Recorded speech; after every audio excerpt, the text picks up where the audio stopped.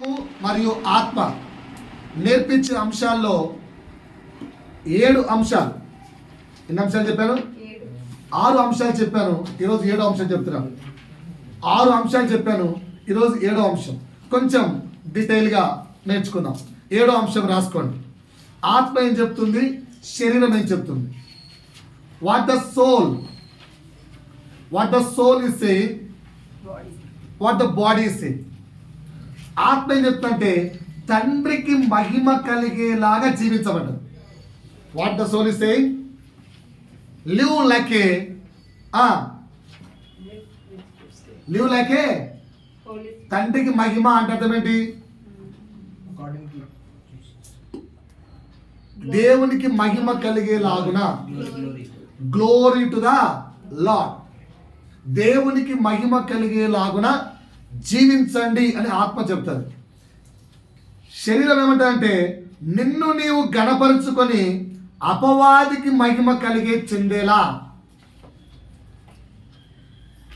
శరీరం ఏమంటే నిన్ను నీవు మహిమపరుచుకొని అపవాదికి మహిమ చెందేలా జీవించు అంటారు. ఓకేనా? Are you living? మీరు ఎలా జీవిస్తున్నారు? దేవునికి మహిమకరంగానా, అపవాదికి మహిమకరంగానా?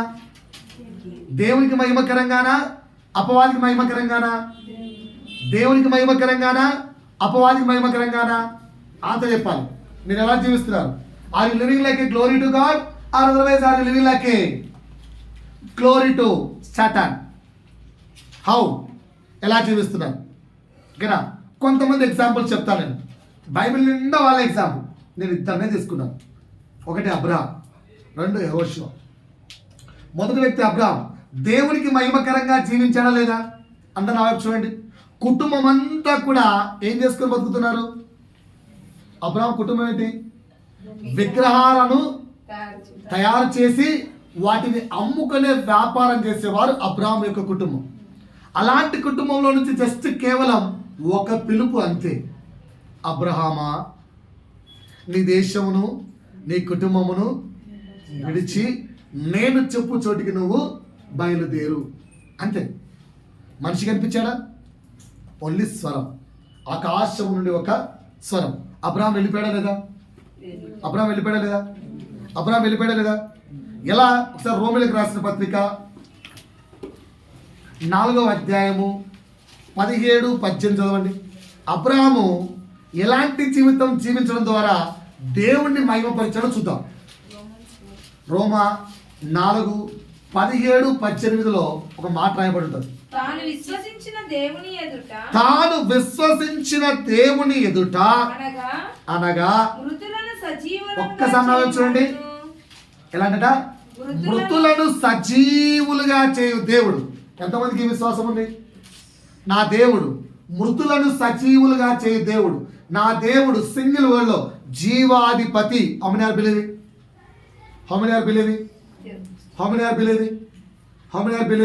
రాసుకోండి.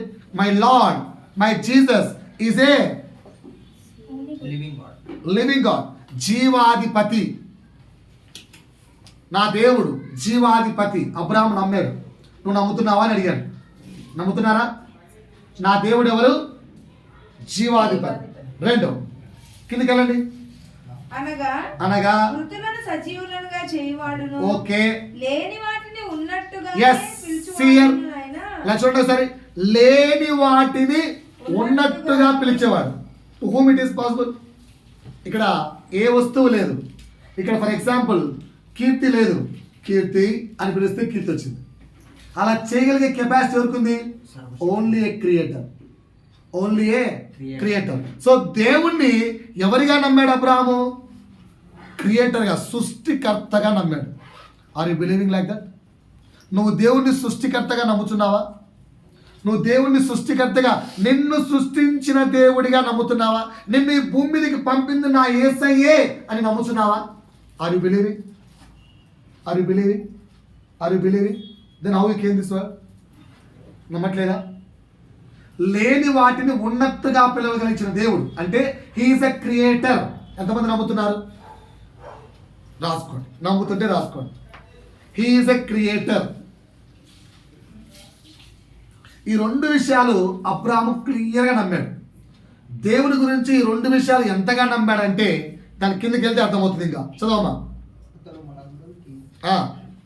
లేని వాటిని అతడు మనకందరికీ తండ్రి అయి ఉన్నాడు. అతను మనందరికి ఏమైనాడు? తండ్రి అయి ఉన్నాడు.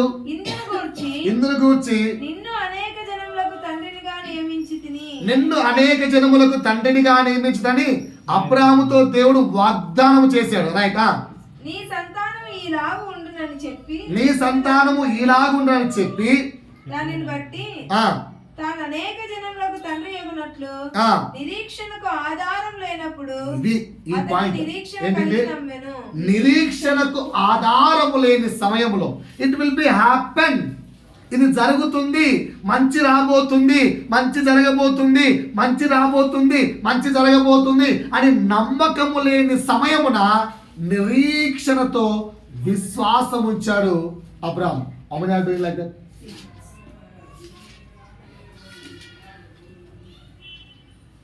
ఎంతమంది నమ్ముతున్నారు? నా పాయింట్ అర్థమైందా? నీ లైఫ్లో కష్టం ఉన్నప్పుడు, సమస్య ఉన్నప్పుడు, నేను మీకు అర్థమయ్యే భాష చెప్తాను. బాగా సమస్యలు ఉన్నాయి, దేవుడు సమాధానము అని నమ్మగలవా? అని విశ్వసించగలవా? బాగా సమస్యలు ఉన్నాయి, గాడ్ ఈజ్ మై ఆన్సర్. ఎంతమంది నమ్ముతారు?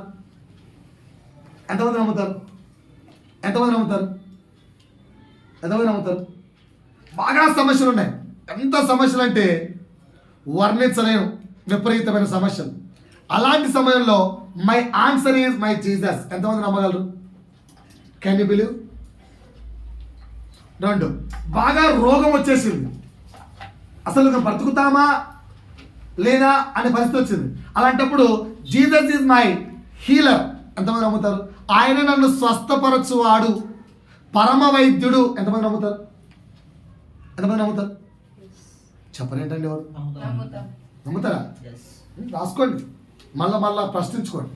నెక్స్ట్, మరణము నీ దగ్గరికి వచ్చినప్పుడు యేసు ఇటర్నల్, మృత్యుంజయుడు. ఎంతమంది నమ్ముతారు? ఇప్పుడు పాయింట్ అర్థమైందా? ఎందుకు అబ్రహాము దేవునికి మహిమకరంగా జీవించే జీవితం జీవించాడంటే ఏ పరిస్థితి వచ్చినా కూడా దేవుని యందు విశ్వాసములో నుంచి పక్కకి వెళ్ళిపోలేదు. అందుకు అబ్రాహాము దేవునికి మహిమకరంగా జీవించాడు అని చెప్పగలుగుతున్నాం. చూడండి సార్, మనం అలా ఉన్నామా? ఆత్మ ఈరోజు మనకి ఏం నేర్పిస్తుంది అంటే ఒకటే మాట నేర్పిస్తుంది.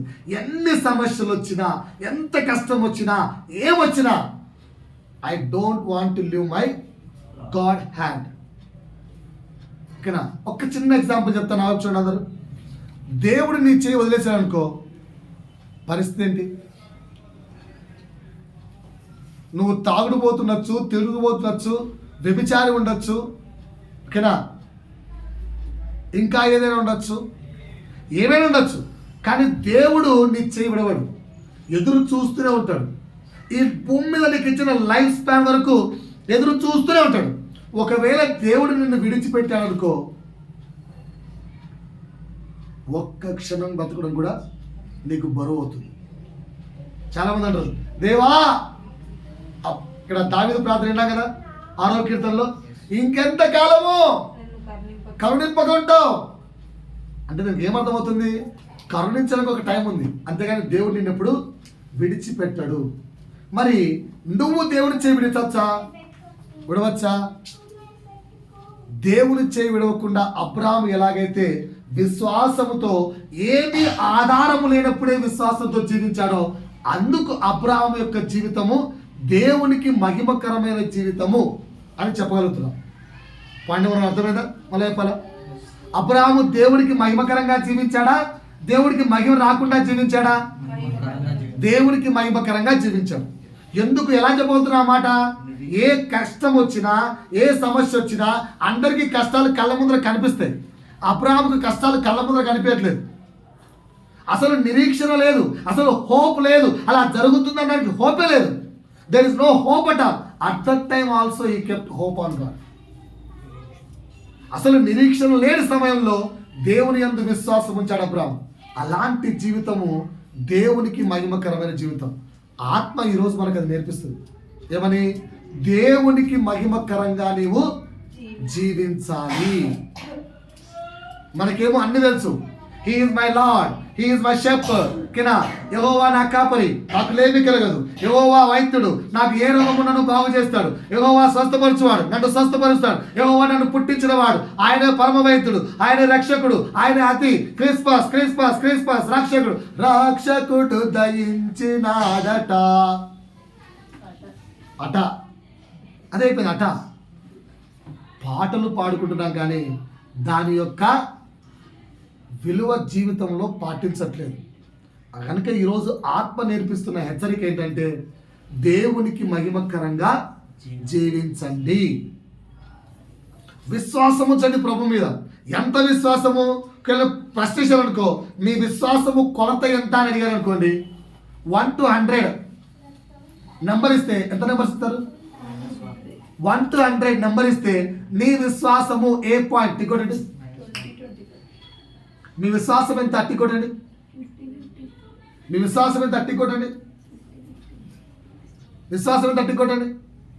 0 to 10, 10 to 20, 10 to 30, 30 to 40. ఇక్కడేమో మైనస్ అంటున్నాడు. నా విశ్వాసం మైనస్లో ఉంది, నువ్వు నెంబర్ ఇలా అంటున్నాడు. ఇంకా మన విశ్వాసము అంత సొమ్మసిల్లిపోయింది. కనుక మొదటి ఎగ్జాంపుల్గా ఏం చూపించాను? అబ్రాహాము చూపించాను. అబ్రాహాం ఎలా జీవించాడు? మాట్లాడుకుంటే నిద్ర అనే సాతాను మనం కమ్మేస్తాడు. అబ్రాహాము ఎలా జీవించాడు? విశ్వాసం కలిగి జీవించాడు. రెండవ ఎగ్జాంపుల్ చూపిస్తాను. యెహోషువ ఎలా జీవించాలో చెప్తాం. యెహోషువ జీవితం కూడా దేవునికి మహిమ కలిగేలాగా జీవించాడు. అలా జీవించడానికి ఆయన దగ్గర 6 మంచి గుణాలు చెప్తాను ఇక్కడ నేను. యెహోషువ దగ్గర నుంచి. యెహోషువ ఓకేనా? ఎవరు యెహోషువ? మోషే తర్వాత ఇశ్రాయేలు జనాంగాన్ని నడిపించిన నాయకుడు. ఎందుకు మాట్లాడుతున్నారు? ఇంకా ఏమైనా చెప్పగలరా యెహోషువ గురించి? యెహోషువ ఎవరు? సూర్యచంద్రులను ఆపినవాడు. యెహోషువ ఎవరు? మీరేం చెప్పాలండి పెద్దవాళ్ళు? అంటే అంతా బైబిల్ అంతా సండే స్కూల్ పిల్లల కోసమేనా? పెద్దవాళ్ళు చెప్పరా? యెహోషువ ఎవరు?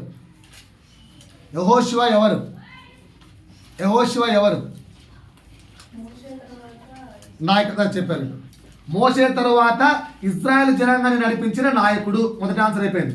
యెహోషువ ఎవరు అన్నాను. అడిగితే సూర్య చంద్రులను ఆపినవారు. ఓకే, ఇంకేం చెప్తారా? యోర్దాను నదిని పారకుండా. అదే ఆన్సర్ నాకు కావాలి. మోషే శిష్యుడు. యెహోషువకున్న మొదటి క్వాలిఫికేషన్. ఎందుకు యెహోషువ దేవునికి మహిమ కలిగే వ్యక్తిగా, దేవునికి మహిమకరంగా? మీ ముచ్చట్లు ఎక్కువైపోయాయి. గడిచిన వారం చెప్పాను, దేవసేవుడు యొక్క పిల్లలు ప్రపంచమంతా శాస్త్రం తిరిగి అందరినీ క్రైస్తవులు తెస్తారట. తెస్తే ఆ దైవజనుడి పిల్లలు వాళ్ళ 2 నరకపాత్రలు చేస్తారట. నేను నా పిల్లలకి అదే చెప్తాను, అమ్మా నేను ఎవరన్నా ఒక్కరిని ప్రభువులోకి నడిపిస్తుంటే మీరు వాళ్ళు 2 నరకపాత్రలు చేయకండి. ముచ్చట్లు మురుపాలు పెట్టకండి వాళ్ళతో. దేవుడి రాజ్యాన్ని మీరే మోయకండి దయచేసి. ప్రభు వైపు చూడమంటున్నాను, నేను వాక్యం వైపు చూడమంటున్నాను. దానికండి మొదటి పాయింట్ ఏం చెప్పాను? యెహోషువ యొక్క జీవితము దేవునికి మహిమకరమైన జీవితము అని నిగత్రం. అంటే is a good డిసేపుల్ of Jesus. మోషేను వెంబడించిన మంచి శిష్యుడు. నువ్వు వెంబడిస్తున్నావు. నువ్వు ఖచ్చితంగా ఏదో ఒక దైవ సేవకుడికి శిష్యుడిగా ఉండాలి. అలా లేకపోతే అపవాది ఈజీగా నేను లాగేసుకుంటుంది. ఈజీగా.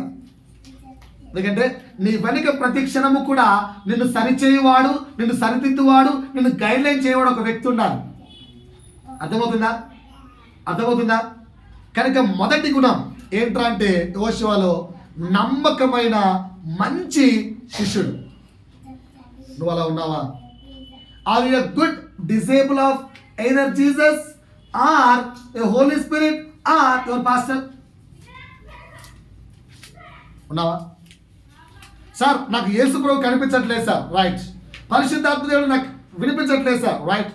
దాసుడి యొక్క స్వరం వినిపిస్తుంది కదా, దాసుడి యొక్క స్వరాన్ని వెంబడిస్తూ వాక్యానుసారంగా ఉందా లేదా పరీక్షించుకుంటూ శిష్యుడిగా ఉన్నావా? Are you check it. రెండవ గుణం చెప్తున్నాను. రెండవది యెహోషువలో ఉన్న రెండవ గుణం.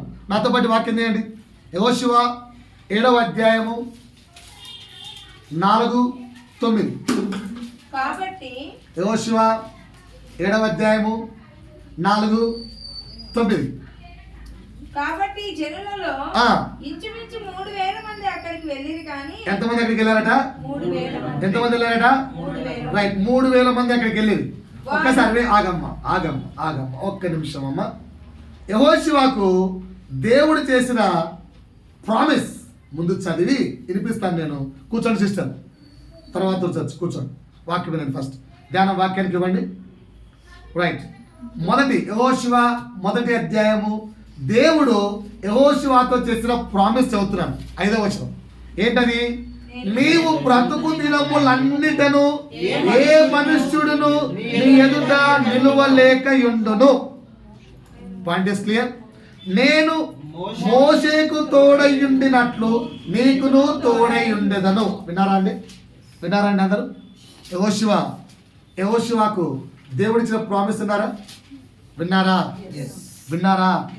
ఇప్పుడు 7వ అధ్యాయము 4వ వచనం నుంచి చదవమ్మా. కాబట్టి జనులలో ఇంచుమించు 3,000 మంది అక్కడికి వెళ్ళిరు కానీ వారు వారి ఎదుట నిలవలేక పారిపోయి వచ్చారు. దేవుడు ప్రామిస్ చేసిన తర్వాత ఓటమి ఉంటుందా? దేవుడు చెప్పాడు, యెహోషువ 14 యుద్ధాలు చేసినట్టుగా బైబిల్ ఉంటుంది. 14 యుద్ధాల్లో ఎక్కడ ఓడిపోయట్లేదు. యెహోషువ ఎక్కడ ఓడిపోలేదు. ఎందుకు? దేవుడు యెహోషువకు ఆ మాట ఇచ్చాడు, నీ ఎదుట ఏ మనిషి కూడా నిలవలేడు అని చెప్పి. ఇక్కడేంటి? పారిపోయి వచ్చారు, ఓడిపోలేదు. మొదటి రోజు ఓటమిని రుచి చూస్తూ పారిపోయి వచ్చారు. దాని తర్వాత 6వ చదవమ్మా.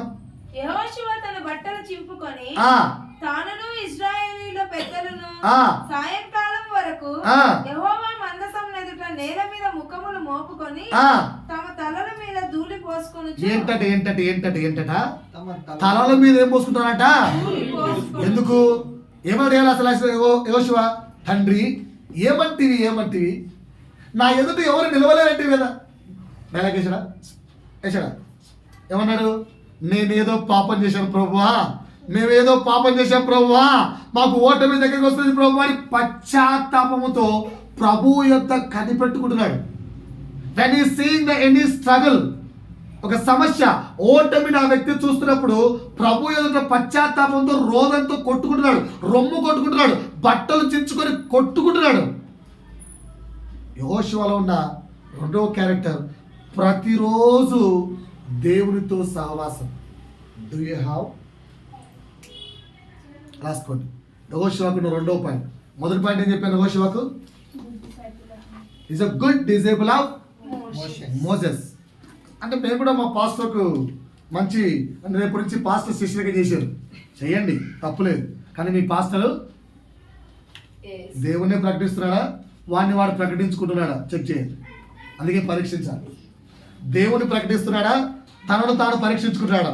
సేవకులారా, విశ్వాసులారా, నా ప్రియ సంగమా, ఇదిగోండి మరి ఈ నెల తక్కువ జీతం కొన్ని కారణాల వల్ల రాబోతుంది కనుక మీరు మీ చేతులు విప్పి గుప్పిలు విప్పి ప్రభువుకు సహాయం చేసినట్టుగా నాకు కూడా అలా ఏమైనా ప్రచారం చేసుకుంటున్నాడా? అలా ప్రచారం చేసుకుంటే ఏంటి? సెల్ఫ్. అది కాదు, కేవలం ప్రభువును పరిచయం చేస్తున్నాడు. చెక్ చేసుకుంటూ శిష్యులకి చేయండి. Point number 1. రెండోది ఏం చెప్పాను? ప్రతిరోజు ఎవరితో సహవాసం ఉండాలి? రోజు పాస్టర్కి ఫోన్ చేయకండి. రోజు ఫోన్ ఎవరికి చేయాలి? ఎవరికి? ఇర్మియా 33:3 మీరు మొరపెట్టుము నేను మీకు ఉత్తరం ఇచ్చారు. ఫోన్ కాల్ ఫ్రీ కదా జియో అని చెప్పి టక్కు లేచి పాస్టర్ గారు లేచారా, టిఫిన్ తిన్నారా, పంపమంటారా, ఏం చేసుకున్నారు, ఈరోజు ఇడ్లీ చేశాం పంపించమంటావా, మేము అదే చేశాం. దేవునికి ఫోన్ కాల్ చేయలే, రోజు పాస్టర్కి ఫోన్ కాల్ చేశాం. కనుక మీకు రెండో పాయింట్ చెప్తున్నాను, ప్రతిరోజు ఎవరితో ఉండాలి, దేవునితో సహవాసం ఉండాలి. యెహోషువ దగ్గర అది ఉంది. ఎంతగా ఉంది అంటే ఇంకో వారు చెప్తానండి. యెహోషువ 24:16. యెహోషువ 24:16 ధ్యానంగా ఈ 7వ పాయింట్ అయిపోయేలో కన్నా మీ బ్రతుకులు కట్టబడాలని చెప్పి హృదయపూర్వకంగా ప్రభువును కోరుకుంటున్నాను. మనందరి బ్రతుకులు ఓకేనా. ఈ 7వ పాయింట్ ప్రభు చిత్తమైతే ఈ నెల మొత్తం చెప్తా ఓకేనా. దేవునితో సహవాసం. యెహోషువ 24:16 చదవమ్మా. అందుకు ప్రజలు యెహోవాను విసర్జించి ఇతర దేవతలను సేవించిన ఎడల మేము శాపగ్రస్తులము అగుదును గాక. ఏమి శాపం పెట్టాడు యెహోషువ. అంతొక మాట చూడండి. నెక్స్ట్ కిందకి వెళ్ళమ్మా. ఐగుప్తు దేశమును దాసుల గృహములో నుండి మనలను మన తండ్రులను రప్పించి మన కన్నుల ఎదుట గొప్ప 15 యెహోవాను సేవించడం మీ దృష్టికి కీడని తోచిన ఎడల మీరు ఎవరిని సేవించెదరో నది అద్దరిని మీ పితరులు సేవించిన దేవతలను భయ్యా జ్వరం వచ్చింది ప్రార్థన చేసుకుంటారా, సమస్య వచ్చింది ప్రార్థన చేసుకుంటారా, కష్టం వచ్చింది ప్రార్థన చేసుకుంటారా, రోగం వచ్చింది ప్రార్థన చేసుకుంటారా, ఇంకా ఉద్యోగంలో ప్రాబ్లమ్స్ వచ్చాయి ప్రార్థన చేసుకుంటారా, కుటుంబంలో ప్రాబ్లమ్స్ వచ్చాయి ప్రార్థన చేసుకుంటారా, లేకపోతే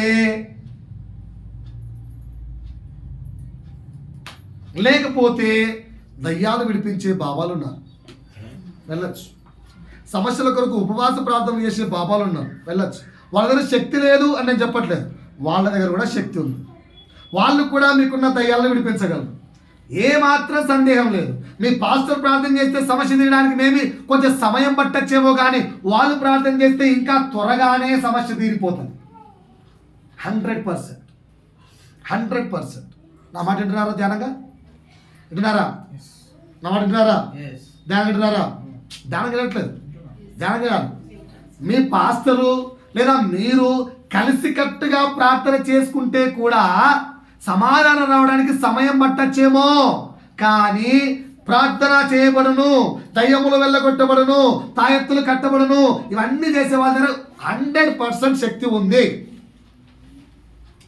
వాళ్ళు ఇంకా త్వరగానే సమాధానాన్ని ఇవ్వగలరు, మీ భవిష్యత్తు కూడా చెప్పగలరు. వెళ్ళండి. కానీ నరకం కన్ఫర్మ్ అయ్యా, దాన్ని మాత్రం తప్పేలేరు వాళ్ళు. They have a power. కానీ దేవుణ్ణి ఆశ్రయిస్తావా లేదా చెక్ చేసుకో. మీ పితరులు చేసిన పాపం మీరు చేయకండి అని హెచ్చరించడం వరకే సేవకుడి యొక్క లక్షణం. అక్కడ యెహోషువ అదే మాట చెప్తున్నారు, మీరు మీ యెహోవా దేవుణ్ణి సేవించకుండా నది అవతల మీ యొక్క పేరెంట్స్, మీ పితరులు ఎవరైతే అన్ని దేవతలు సేవించారో అలా మీరు కూడా వెళ్తా అంటే వెళ్ళండి. నేను మాత్రం నా ఇంటి వారును కేవలం యెహోవానే సేవిస్తాము. అంతగా దేవునితో సహవాసం ఉండాలి. Do you have? అలాంటి సహవాసంతో కూడిన జీవితం దేవునికి మహిమకరమైన జీవితం. Catching point. దేవునికి మహిమకరమైన జీవితం అంటే ఏంటి? మంచి శిష్యుడిగా ఉండాలి నువ్వు. రెండోది చెప్పాను, ప్రతిరోజు దేవునితో సహవాసము కలిగిన జీవితం ఉండాలి. ఎంత సహవాసం అంటే నీ కుటుంబంలో మొత్తం. ఏం దేవుడు రా, ఏమి ఇచ్చాడు రా దేవుడు మనకు? చర్చికి రోజు పోతున్నాం, అయినా సమస్యలు వచ్చినాయి అన్నా కూడా చావైనా నా దగ్గరికి వచ్చిన I will not live my lord. అంత సహవాసం ఉండాలి. అది దేవునికి మహిమకరమైన జీవితం అంటే. కలిగి ఉన్నామా? ప్రశ్నించుకుంటున్నామా? 3వ పాయింట్ చెప్తున్నాను, దేవుని వాక్యాన్ని ప్రతిరోజు చదవాలి, ధ్యానించాలి. దేవునికి మహిమకరంగా జీవించడం అంటే యెహోషువ దగ్గర నుంచి నేర్చుకుంటున్న పాఠం ఇది. ఏంటి? ప్రతిరోజు ధర్మశాస్త్రాన్ని చదివేవాడు, ప్రతిరోజు ధర్మశాస్త్రాన్ని ధ్యానించేవాడు యెహోషువ. నువ్వు దేవుడిచ్చిన ఈ ధర్మశాస్త్రాన్ని ప్రతిరోజు ధ్యానిస్తున్నావా? చెక్ చేయండి అమ్మా. నా వైపు చూడండి, అందరూ ధ్యానిస్తున్నారా? చదువుతున్నారా అని అడగట్లేదండి, ధ్యానించుతున్నారా అని అడుగుతున్నాను. ధ్యానించడానికి చదవడానికి తేడా ఏంటి? చదవడం టెక్స్ట్ బుక్ లాగా చదవడం, ధ్యానించడం అంటే నేర్చుకోవడం. ధ్యానించడం అంటే నేర్చుకోవడం. ఎగ్జాంపుల్ చెప్పమంటారా? ధర్మశాస్త్రమును వల్ల వేసిన వారు శాస్త్రములు పరిచయులు. కరెక్టేనా? ధర్మశాస్త్రం పూర్తిగా పిండి చదివిన వాళ్ళు ఎవరు? శాస్త్రులు, పరిచయులు. మరి ఎందుకు జనాలు శిష్యులు వెంబడించాలనుకుంటున్నారు? శిష్యులకి ఏమొచ్చు? ఏమిరా, చదవలేరా చక్కగా. పేతురు పామరుడు అంటే ఏంటి? ఏలుముద్రగాడు, చదువురాడు. ఆయనకి ఏం తెలుసు ధర్మశాస్త్రం గురించి?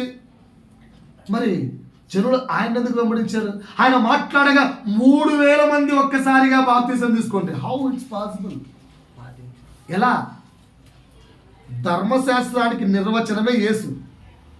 హోల్సేల్ బుక్ ఎవరు? ధర్మశాస్త్రం మొత్తాన్ని ఒక సున్నా అయినా కూడా పొల్లుపోకుండా పాటించిన ఏకైక పర్సన్ యేసు. ఆ యేసునే దగ్గరుండి సహవాసం చేసిన వాళ్ళు వీళ్ళు.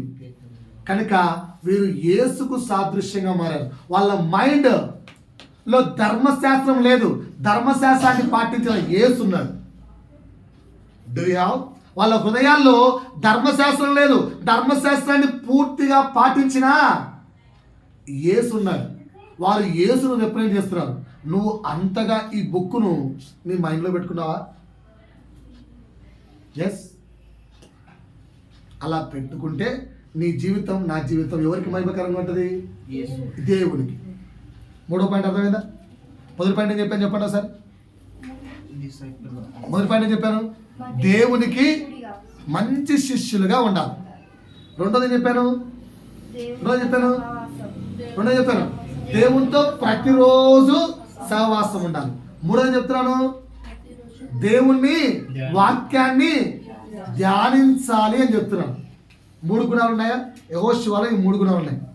యెహోషువ దగ్గర నుంచి యెహోషువ ఎలాగైతే దేవుడికి మహిమకరంగా జీవించాడో అది మీకు ఇప్పుడు నేర్పిస్తున్నాను. 4వ పాయింట్ చెప్తున్నాను. 4వ పాయింట్ ఎలాగైనా బ్లెస్సింగ్స్ తెచ్చుకోవచ్చు అనండి ఒకసారి. అనండి, ఏం కాదు. ఎలాగైనా బ్లెస్సింగ్ తెచ్చుకోవచ్చు, ఎలాగైనా మ్యాచ్ గెలవచ్చు అనండి, ఏం కాదు. ఎలాగైనా మ్యాచ్ గెలవచ్చు, ఎలాగైనా డబ్బులు సంపాదించవచ్చు. సంపాదించచ్చా? ఎలాగైనా పాపం చేసి, ఓకేనా? పాపం చేసి సంపాదించచ్చా?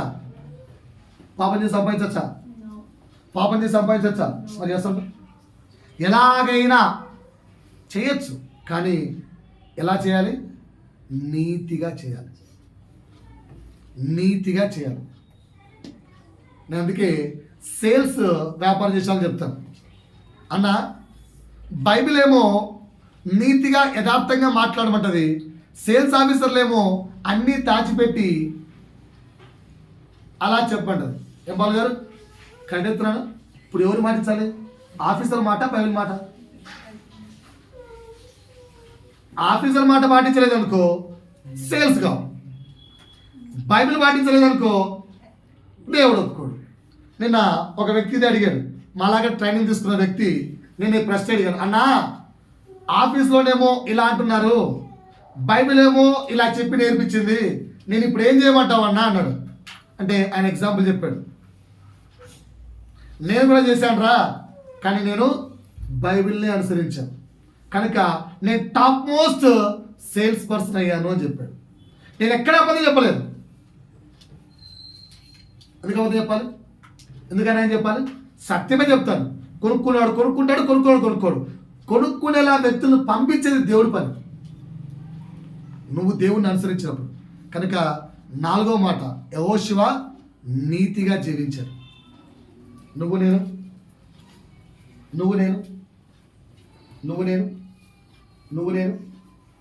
అది క్యాచ్ మై పాయింట్. యెహోషువ ఎలా జీవించాడు? నీతిగా జీవించాడు. అన్యాయంగా జీవిస్తే వ్యాపారం జరగచ్చు, సేల్స్ రావచ్చు, ఆదాయం రావచ్చు, డబ్బులు రావచ్చు, నువ్వు మంచి రిచ్ పర్సన్ కావచ్చు, నీకు లోకల్లో స్టేటస్ రావచ్చు, అన్నీ రావచ్చు. ఒక్క సెకండ్ దేవుడు అలా అంటే అన్నీ పడిపోతాయి. నా ప్రాణమా ఏంటట? తినుము, త్రాగుము, సుఖించుము. ఎవరు చెప్పారు? అన్యాయంగా సంపాదించిన ధనవంతుడు. దేవుడు ఏమన్నాడు? అవునా ఏమన్నాడు? వచ్చే ఈ రాత్రి నేను నీ ప్రాణం అడిగితే దాన్ని నీ ధనం ఆపలేదు. ఎందుకంటే నీ ప్రాణము ఎవరి వశము? కనుక ఇప్పుడు ఏమవుతుంది? సంపాదించేది కూడా ఒక్కసారి దేవుడు అలా అంటే జారిపోతుంది. కనుక నీవు దేవుని ఎదుట నీతిమంతుడిగా ఉన్నావా? ఇది దేవునికి మహిమకరమైన జీవితం అంటే. 4వ పాయింట్ అర్థమైందా? మళ్ళీ చెప్పాలా? మొదటి పాయింట్ ఏంటి? Good disciple of Jesus. Moses, ఆయన మోసెస్, మనం ఎవరు? జీసస్. నెక్స్ట్ దేవునితో సహవాసం కాదు, ప్రతిరోజు సహవాసం కలిగి ఉండాలి. 3 ప్రతిరోజు దేవుడి వాక్యాన్ని ధ్యానించాలి. 4 నీతిమంతుడిగా ఎవరి ఎదుట? లోకం ఎదుటనా దేవుని ఎదుటనా? దేవుని ఎదుట నీతిమంతుడిగా జీవించాలి. ఓకేనా? శనివారం గురువారం చెప్పాను అబద్ధాలు ఆడటం అంటే దేంతో సమానం చెప్పాను? Anybody can taste their vomitings. ఎవరైనా వామిటింగ్ టేస్ట్ చేస్తారా? ఎనీబడి? దాన్ని చూస్తేనే అనుకుంటే వెళ్ళిపోతాం కదా. నువ్వు చేసిన వామిటింగే కదా, వెళ్ళిపోతాం కదా. సో అంతగా అసహ్యం అంట దేవుడికి. అబద్ధం ఆడేవాడంటే దేవుడి కడుపులో తేవుతుందంట. మరి మనం అలాగే ఉన్నాగా. ఎలాగైనా ఆశీర్వాదం పొందేసుకోవాలి, ఎలాగైనా. తప్పు కదా? నీతిమంతులుగా ఉన్నామా? 5 నాకు భయం అనండి. భయం లేదు అన్న విషయం ఎత్తండి. సార్ నాకు భయం లేదు సార్, చేతులు ఎత్తారు. అందరూ భయమేనా? ఎత్తేం కాదు, ఎత్తు మంచిగా ఎత్తు. నాకు భయం లేదు. కొడుకు భయం లేదు, తండ్రికి భయం అంట. ఇదేంటిది? భయం లేదా? భయం ఉందా? ఆడికేం సార్ పెళ్ళి కాలేదు, నాకు పెళ్ళయింది, పెళ్ళి తెలుస్తాడు బాధలు, ఏం చేయలేదు దానికి. భయము లేదు అన్న చేతులు ఎత్తాలి, బంపర్ ఆఫర్ ఇస్తా. ఒక్కడు. ఇంకా భయము లేదు చేయొద్దు. మరి టెన్షన్ ఎందుకు? భయం లేదు. ఆయన నీకెందుకు భయం ఉండాలి? భయము లేదు చేతులు ఎత్తాలి. మాట్లాడరండి, అందరికి భయమేనా? ఓకేనా? రేపు వెళ్ళండి వాక్యం ఇస్తా. ఓకేనా? నో ఫియర్ కదా. ఇక్కడికి వచ్చి వాక్యం చెప్పిస్తా, సరేనా? ఓకేనా? చేతి దించేసావు ఉంచావు, అట్లే చేతి దించేసావు ఉంచేసావు. భయం. యెహోషువకు ఉన్న 5వ గుణం ధైర్యం. యెహోషువ ఎప్పుడు భయపడలేదు. నిప్పురము కలిగి ధైర్యముగా నుండుము, నేను నీకు తోడయుందును అన్న మాటను పట్టుకొని ఎక్కడా భయపడలేదు. భయపడక సూర్యుడిని ఆపేశాడు. ఎవరికన్నా ధైర్యంతో కూడిన ప్రార్థన ఉందా? వెళ్ళి చేయండి చూద్దాం. నేను ప్రార్థించగా ఇప్పుడు ఈ క్షణమే ఆ ధైర్యం ఉందా? లేదు. ఎక్కడో లోపల చిన్న భయం. వాక్యం ఎంత స్పష్టంగా చెప్పింది? నేను నీకు అధికారం ఇచ్చి పంపుచున్నాను. ఓకేనా? ఇది రారంటే ఛేదించేసాడు. ఎందుకు భయం? మాట్లాడేది నువ్వా? నీ నోట పరిశుద్ధాత్మ దేవుడా? మరి ఎందుకు భయపడుతున్నారు? 5వ గుణం ఎక్కడా భయపడకూడదు. భయం గురించి చాలా చెప్పాను. భయపడితే ఏమవుతుందో యూట్యూబ్లో వెతకండి. ఓకేనా? ముందు విషయాలు చూడండి. భయపడడం ద్వారా ఏం కోల్పోతాము. ఐ థింక్ 6-7 months బ్యాక్ చెప్పాను, 8 months. కనుక నేను ఇక్కడ ఎక్కువ చెప్పదలుచుకున్నాను. ఏముండకూడదు? ధైర్యముతో కూడిన జీవితం ఉండాలి. అసలు భయం అనేది ఉండకూడదు. యెహోషువ దగ్గర నుంచి నేర్చుకుంటున్నాం. 6వ పాయింట్ అర్థమైందా? కాలేదు. 5వ పాయింట్ సార్ 6 సిద్ధపాటు. Every time ready. ఎంతమంది ఉన్నారు? For any work, for God work I'm ready అంతే. For God work I'm ready. Ministry కదా సార్, నేను వచ్చేస్తాను సార్. దేవుడి పని నేను రెడీ సార్, నేను రెడీ. ఎంతమంది ఉన్నారు? ఎంతమంది ఉన్నారు? ఎంతమంది ఉన్నారు? బాబు యెహోషువ, దేవుడు నన్ను పైకి రమ్మన్నాడుగా, వెళ్దాం. ఓకే మోషే గారు రైట్, యజమానుడు పద వెళ్దాం. మోషతో పాటు వెళ్ళాడు. పైకి ఎవరెవరు వెళ్ళారు? మోషే రమ్మని చెప్పింది ఎవరు? యెహోషువ దేవుడు పిలిచాడు కదా, పిలిచాడు యెహోవా దేవుడు. అలా మోషే మరియు యెహోషువ ఇద్దరు వచ్చారా లేదా? వచ్చిన తర్వాత కొండ మీదకి ఎవరు వెళ్ళారు? మోషే ఒక్కడే వెళ్ళాడు. యెహోషువ ఎక్కడున్నాడు? కింద కూర్చోన్నాడు. అప్పుడు ఏమన్నాడు యెహోషువ? టూ మచ్ చేయకు, నువ్వు ఒక్కడే పైకి పోతాడు, ఎవడు కూర్చోన్నా ఏం చేసుకోవటం లేడా, ఎప్పుడు వస్తావు చెప్పు అన్నాడా? ఎప్పుడు వస్తావు చెప్పు అన్నాడా? ఈయన వెళ్ళి పైన 40 days కూర్చున్నాడు. ఈయన 40 days కదిలేడా? మనం అంతసేపు ఉన్న పైన 40 days కూర్చున్నా, పైన 40 days కూర్చున్నా మోషే గురించే మాట్లాడుకుంటాం. ఆ పైన మోషే అన్న దేవునితో మాట్లాడుకుంటున్నాడు. ఇక్కడ పాప యెహోషువ ఎవరు లేరు కూర్చొనిరా. ఆయనేమో పైన దేవునితో సంభాషించుకుంటూ ఇది ధర్మశాస్త్రము ఆజ్ఞలు అన్ని పిలుచుకుంటాడు. సో ఆయనకైతే పైన దేవునితో సంభాషించుకోవడానికి ఒక మోషేకైతే దేవుడు అని ఉన్నాడు. కింద యెహోషువ పరిస్థితి ఏంటి? ఒంటరిగా. అందుకే గుడ్ డిసేబుల్ అన్నాను. దేనికైనా సిద్ధపాటు. ఒంటరితనమా? రైట్.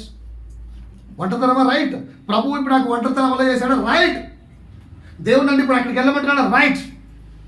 దేవుడు ఇప్పుడు అందరి నుంచి విడిపోమంటాడు, రైట్. దేవుడు అందరినీ కలవమంటాడు, రైట్. దేవుడు జాబ్, రైట్. అన్నిట్లో కూడా ప్రభువు చిత్తంకై సిద్ధపాటు ఉండాలి. యెహోషువ లాగా ఉందా? ఉందా? ఉందా?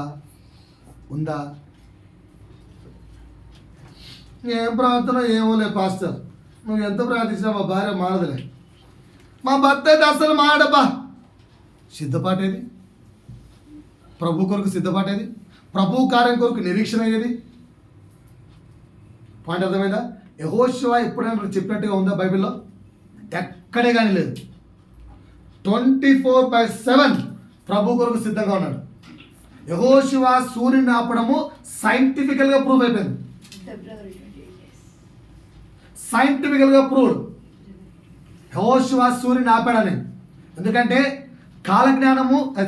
కాలమానం పరీక్షిస్తూ వస్తే 1 day మిస్ అవుతుందట. మ్యాచ్ కావట్లేదు. సైంటిస్టులు దిక్కుదోదు కలాడుతుంటే వాళ్ళు వచ్చి ఏమైంది రాబోయే కొట్టుకొని చచ్చిపోతున్నారు, ఏంది మీకు కాదా అని అంట. ఒక అమౌంట్ రా, ఇన్నేళ్ళు కష్టపడి క్యాలెండర్ తయారు చేసి జంట తయారు చేస్తే ఇంత కష్టం వస్తే ఇక్కడ డే మ్యాచ్ కావట్లేదంట. ఎన్ని రోజులు ఏంటి అనంట, హాఫ్ డే మిస్ అయింది. అదే 1 day మిస్ అయింది. ఎట్లా మిస్? ఏం దేనికి పెద్ద కొట్టుకుంటున్నారు అప్పటి నుంచి? నన్ను అడిగితే చెప్తాగా, యెహోషువ ఒక రోజు సూర్యుని ఆపాడు, అందుకే మిస్ అయింది. సింపుల్ ఆన్సర్, క్రైస్తవుడు ఇచ్చిన ఆన్సర్. అంటే అంత ప్రూవ్డ్. సృష్టి ఈ రోజు కూడా చెప్పుకొని ఆగిపోయినంతగా అంతటి విశ్వాసంతో కార్యం చేయగలడు. ఎందుకు? మొదటి 5 గుణాలు ఆయనలో ఉన్నాయి కనుక. నీలో ఉంటే నువ్వు కూడా అలా చేయగలవు.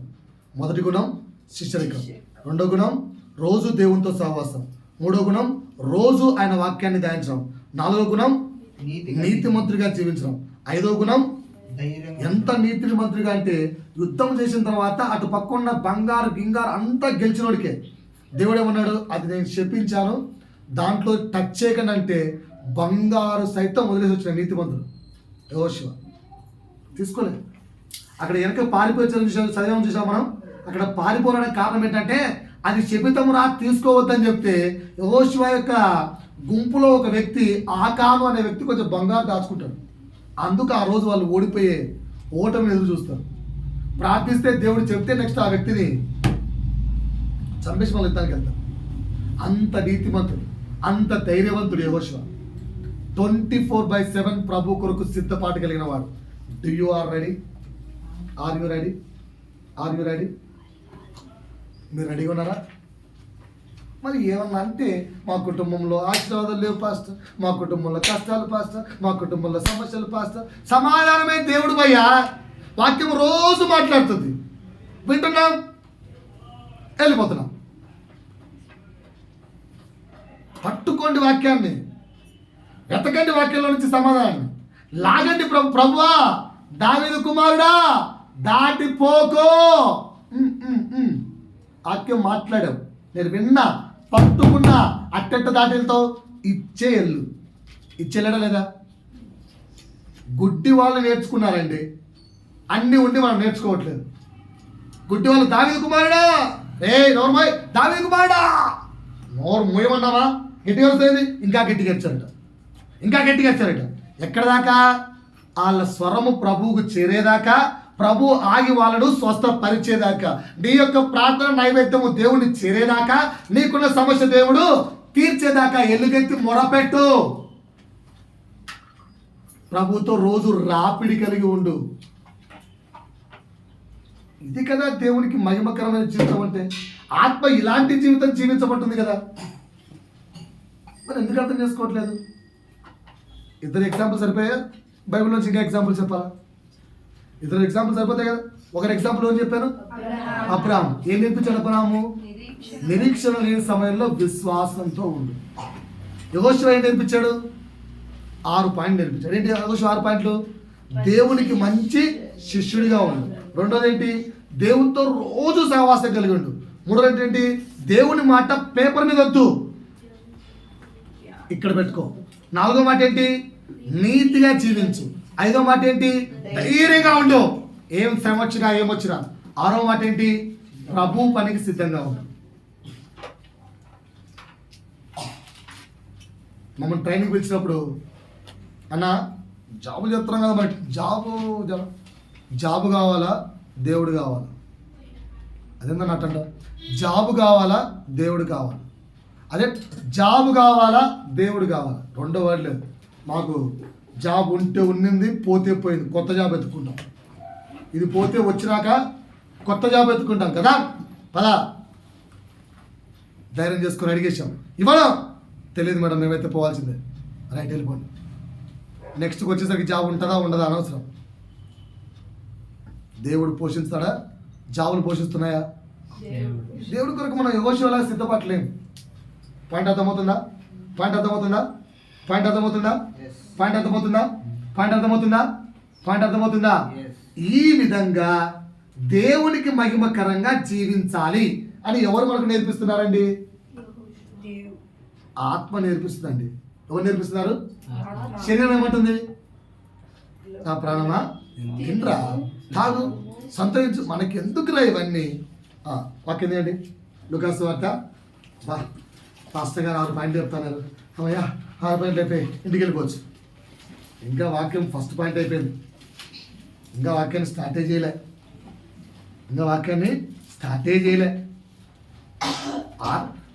దేవునికి మహిమకరంగా జీవించాలని ఎవరికి చెప్పింది? ఆత్మ మనకు. మనం ఎలా జీవించాలో చెప్పాలిగా. ఎవరికి చెప్పింది ఏంది? వాళ్ళు ఎలా జీవించారో వాళ్ళ దగ్గర నుంచి కొన్ని నేర్చుకున్నాం అంతే. మనం ఎలా జీవించాలో చెప్తాం. రైట్. లూకాసు వార్త 16వ అధ్యాయము 19 నుంచి 25 వరకు. అక్కడ ఒక మంచి పర్సన్ కనిపిస్తుంది. అవునమ్మా. ధనవంతుడు ఒకడు ఉండెను. ఊదారంగు బట్టలు, సన్నపు నార వస్త్రములు ధరించుకొని బహుదినము బహుగా సుఖపడుచుండువాడు. మనం అలాగే ఉన్నామా? ఏంటండి? ధనవంతుడట లేవా? మనం అట్లా డైలీ ఎంజాయ్మెంట్స్ లేవా? రైట్, ఆలోచించుకోండి. అనే 16 చదువు. లాజరు అని ఒక దరిద్రుడు ఉండెను. సరే, ధనవంతులాగా లేముగా చేతులెత్తను సార్. నేను ధనవంతుల్లాగా సంతోషంగా సుఖిస్తున్నానండి. ఎవరు చేస్తారా? ధనవంతులా సుఖిస్తున్నాం? సుఖించట్లేదా? నేను ధనవంతుడితో కంపేర్ చేసుకుంటున్నాను. మీరు ఎవరు కాదా? సరే, రెండో వ్యక్తి లాజర్, దరిద్రుడు. నేను దరిద్రుడు అండి. ఎత్తని తిరిగాను, దీనికి చేయెత్తరు, దానికి చేయెత్తరు. అరే పాయింట్ అర్థమైందా? లాజరా ధనవంతుడా? ధనవంతుడేనా? లేదంటే లాజర్ లాగా దరిద్రుడా? ఏది చేయెత్తరు ఏంటండి? నో, ఇది బాగాలేదు. ఆ వర్డ్ దరిద్రుడు అనే వర్డ్ నచ్చలే కదా. మరి బైబిల్లో అలా మెన్షన్ చేశారు. ఏం చేద్దాం? 50-50 అలా ఉండవు. ఓకేనా? చదవమ్మా. లాజరు అని ఒక దరిద్రుడు ఉండెను. ఓకే. అతని బల్ల మీద నుండి పడు రొట్టె ముక్కలతో ఆకలి తీర్చుకొన గోరెను. ఓకే. అంతేకాక కుక్కలు వచ్చి వాని కురుపులను నాకెను. ఓకే. ఆ దరిద్రుడు చనిపోయి దేవదూతల చేత అబ్రహాము రొమ్మున ఆనుకొనుటకు కొనిపోబడెను. ధనవంతుడు కూడా చనిపోయి పాతి పెట్టబడెను. అప్పుడు అతడు పాతాళముతో రోదన చెందుతూ బాధపడుతూ కన్నులెత్తి అబ్రహాము అతని రొమ్మున ఆనుకొని ఉన్న లాజరును చూచి, తండ్రివైన అబ్రహామా, నా యందు కనికరపడి తన వేలి కొనను నీళ్ళల్లో ముంచి ఒక చుక్క నీళ్ళు ఇవ్వవా? నేను చదివడానికి కారణం ఏంటంటే, మనం ఇప్పుడు ఎవరి గురించి చదువుకున్నాం? ఎగ్జాంపుల్ గా అబ్రహాము, యెహోషువ. వీరు ఎలా జీవించారు? దేవునికి మహిమకరంగా జీవించారు. ఇప్పుడు వాళ్ళు ఎక్కడున్నారట? పరదేశంలో ఉన్నారు. దేవునికి మహిమకరంగా జీవించిన దరిద్రుడైన లాజరు కూడా ఎక్కడున్నాట? పరదేశంలో ఉన్నారు. నువ్వు నేను కూడా ఈ వాక్యం అర్థమయ్యి ఆత్మ చెప్పు సంగతులు చెవులు గలవాడు వినుగాక అంటారు, వింటాడు అంటారు. ఈరోజు నీకు నాకు అర్థమయ్యి వాక్యాన్ని శ్రద్ధగా విని మరలా వీడియో నెమరు చేసుకొని చూసుకొని ఓకేనా, దేవుడికి మహిమకరంగా మనం జీవిస్తే మనం కూడా ఎక్కడ ఉంటాం? అబ్రహాము రొమ్మున పరదేశంలో ఉంటాం. లేదంటే ధనికుల్లాగా రోదనతో పాతాళంలో ఉంటాం. ఎవరికి కావాలి? అబ్రహాము రొమ్మ రోదనతో కూడిన పాతాళమా? చెప్పాలి. అబ్రహాము రొమ్ము పరదేశ, రోదనతో కూడిన పాతాళమా? ఏది కావాలి? పరదేశ పాతాళమా? పరదేశ పాతాళమా? మీ నోటి నుంచి వచ్చి మాట దేవుడు వింటాడు. చెప్పాలి. పరదేశ పాతాళమా? పరదేశ పాతాళమా? పరదేశంలోకి వెళ్ళాలంటే ఎలాంటి బతుకు బతకాలి? దేవునికి మహిమకరంగా జీవించాలి. దేవునికి మహిమకరంగా జీవించాలంటే ఎలా జీవించాలి? ఇది నా యొక్క టాపిక్కి ఇప్పటి వరకు ఇంట్రొడక్షన్ చెప్పాను. ఓకేనా? టాపిక్ ఇదంతా ఇంట్రొడక్షన్. ఈరోజు మన టాపిక్ ఏంటి? తండ్రికి, దేవునికి, యేసయ్యకు మహిమ కలిగేలా జీవించడం అంటే ఎలా? ఇది మన టాపిక్. అర్థమైందా? ఈరోజు మన సందేశం ఏంటి? దేవునికి మహిమకరంగా జీవించడం ఎలా? పక్క వ్యక్తి తట్టి చెప్పండి, అడగండి.